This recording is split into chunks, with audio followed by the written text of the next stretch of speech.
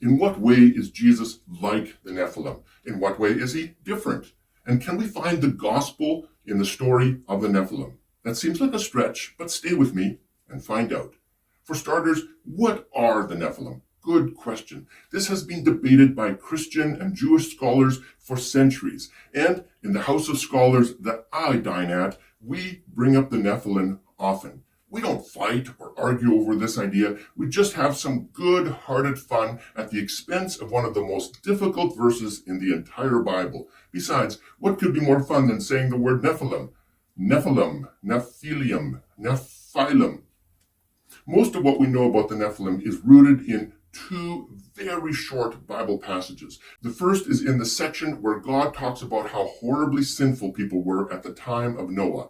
Genesis 6, verse 4. The Nephilim were on the earth in those days, that is, just before the flood, and also afterwards, that is, after the flood, when the sons of God went to the daughters of humans and had children by them. They were the heroes of old, men of renown. After this, the passage goes on to describe how horribly sinful and violent things had become, and how a worldwide flood nearly wiped out everything on the earth. The implication is that the arrival of the Nephilim was at least partially responsible for the destruction of the earth. These creatures are also mentioned once again when the Jewish people were about to enter the land of Canaan. They had just sent 12 spies ahead to see if the land was any good and if they could conquer it. The spies came back and shared a terrifying report about how large and strong the people there were.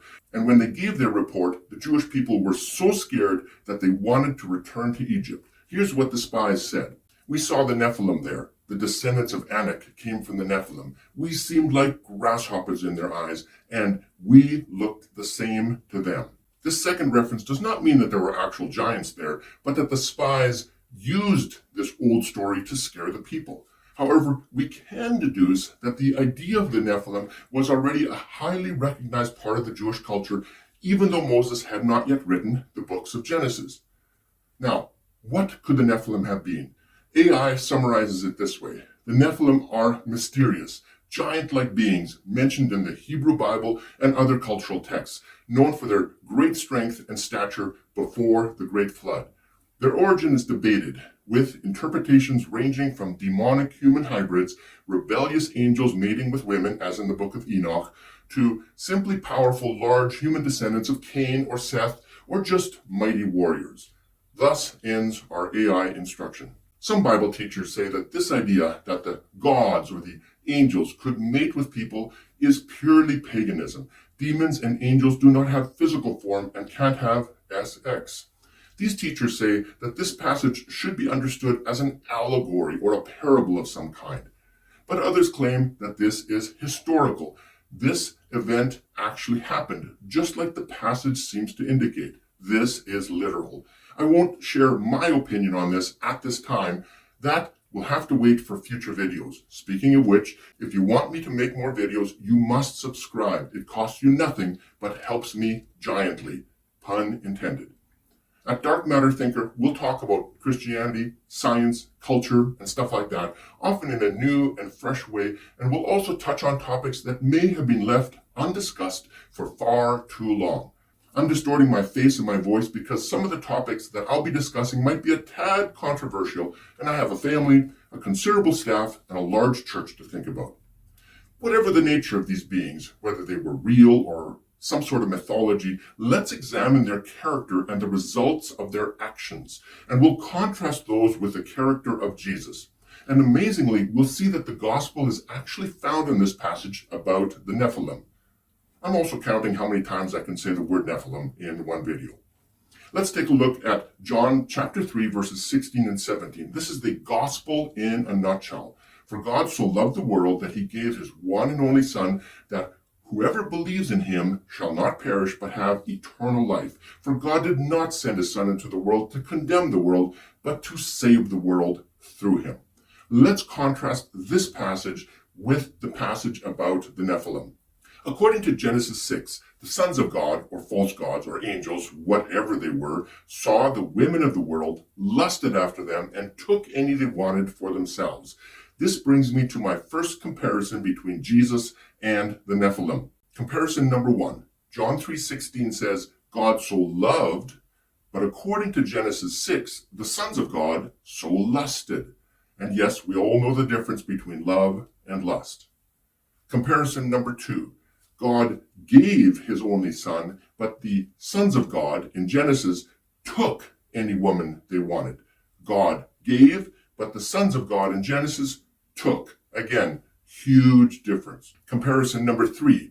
God gave up what was most valuable to him to help others, but the sons of God in Genesis took whatever they desired from others for themselves. Comparison number 4.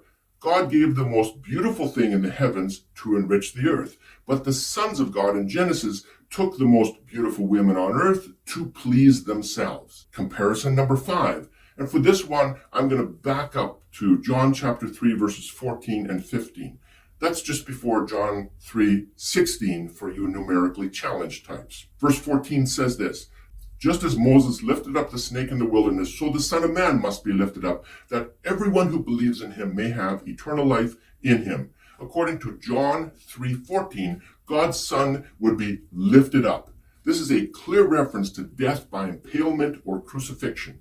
In contrast, the Nephilim became mighty men on the earth.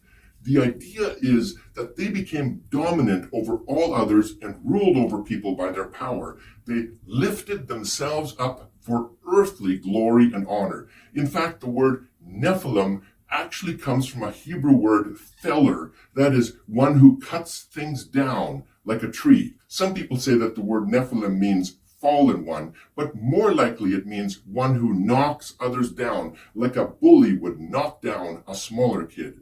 This brings me to my next comparison. Comparison number 5. Jesus was lifted up by men, that is, he was murdered, but the Nephilim lifted themselves up and ruled over men. Comparison number 6. And finally, notice the results. God sent his Son so that no one would need to perish, but that all could be saved through him. Jesus was sent here to make a better, happier, and freer world. The more of Jesus we have, the more plants, animals, people, rainbows, and ponies we'll also get. But after the Nephilim came, the earth was so filled with violence that eventually the earth was destroyed with a flood. God sent his Son so that all could be saved, but when the Nephilim came, all was destroyed. The great antitype. Whether this is intentional or not, the contrast is stunning. It's almost as if the Nephilim was a picture or an anti-picture of Jesus who would arrive later. In theology, we call this an antitype. A type is a picture or a model or an image that shows us something else, something better. Like Moses is a type of Christ. Moses was a prophet. Jesus is a prophet. Moses was a good prophet, but Jesus was the perfect prophet. However, an antitype is a picture that shows us something far worse than the good thing to come. Let me summarize. God loved, but the sons of God in Genesis lusted. God gave, but the sons of God in Genesis took. God gave us what was most valuable to him, but the sons of God in Genesis took what was most beautiful and the most desirable women from us. Jesus was lifted up by impalement, but the Nephilim lifted themselves up by knocking others down. God's one and only beloved Son came to bring life and to help the earth, but the birth of the Nephilim brought violence, destruction, and ultimately total death to every living creature. There you have it, the gospel according to the Nephilim. My question for you is this: would you rather be ruled by Nephilim or by Jesus?